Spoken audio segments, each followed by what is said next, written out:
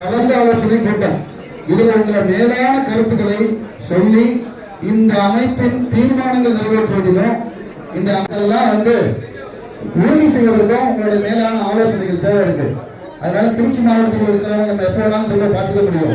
இப்ப வெளி மாவட்டத்தில் அட்டன்ஸ்ல பிரசன்ஸ்ல வந்திருக்கவங்க மட்டும் உங்க பெயர் அந்த ரியல் எஸ்டேட் நேம் கொண்டு கொடுங்க. பக்கத்து மாவட்டத்தில் வந்திருக்கவங்க வெளி மாவட்ட நிர்வாகிகள் ஏற்கனவே கைப்பற்றிருக்கீங்க. நம்ம திருச்சி மாவட்ட இளைஞர்கள் தலைவர் திரு சரிங்களா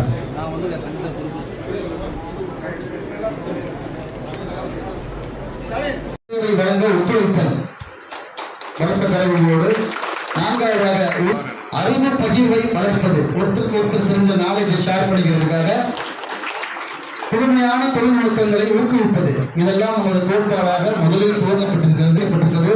இதுக்கும் மேல சிந்திக்கக்கூடிய தங்களுடைய அனுபவத்தில் கிடைக்கக்கூடிய கருத்துக்களை நிறைய மாற்றங்களையும் சீர்திருத்தங்களையும் செய்ய வேண்டியுள்ளது.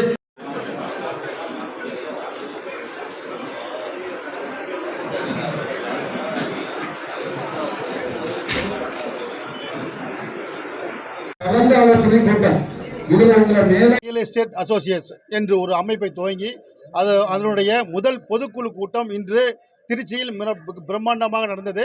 இந்த பொதுக்குழுவில் அனைத்து மாவட்ட நிர்வாகிகள் உறுப்பினர்கள் திரளாக கலந்து கொண்டார்கள். இந்த பொதுக்குழு மூலமாக அரசுக்கு நாங்கள் வைக்கக்கூடிய கோரிக்கை என்னவென்றால், நில வணிகர் என்ற அடையாளத்துடன் எங்களை அழைக்க நம்மளுடைய தாயுள்ளம் கொண்ட முதல்வர் அவர்கள் பரிசீலனை செய்ய வேண்டும். உதாரணத்திற்கு திருநங்கை போல, மாற்றுத்திறனாளிகள் போல, திருமண அமைப்பாளர் போல எங்களையும் புரோக்கர் என்ற வார்த்தையை தவிர்த்து எங்களுக்கு நில வணிகர், நில உரிமையாளர், நில முகவர், ரியல் எஸ்டேட் தொழில் அதிபர் அப்படின்ற வார்த்தைகளை பயன்படுத்த அரசுக்கு நாங்கள் கோரிக்கை வைப்போம். நேரடியாக சந்தித்து கோரிக்கை வைப்போம்.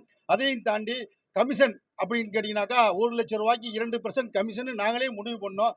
அதே யாரும் தரதில்லை.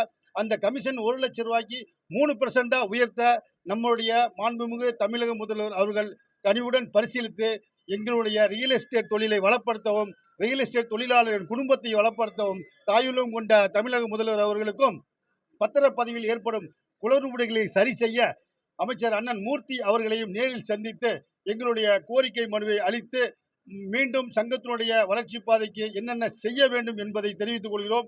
மேலும் இந்த வருங்கால ஆண்டில் உறுப்பினர்களுக்கு நாம் என்னென்ன செய்ய வேண்டும் என்பதனையும் இந்த ஆலோசனை கூட்டமாக முடிவு செய்து அவர்கள் குடும்பத்தில் கல்வி பெருக, அவர்கள் பொருளாதாரம் பெருக ஏகப்பட்ட தீர்மானங்கள் நிறைவேற்றி இந்த கூட்டத்தை நிறைவு செய்கிறோம். நன்றி. கமலக்கண்ணன், தமிழக ரியல் எஸ்டேட் அசோசியேஷன் மாநில தலைவர்.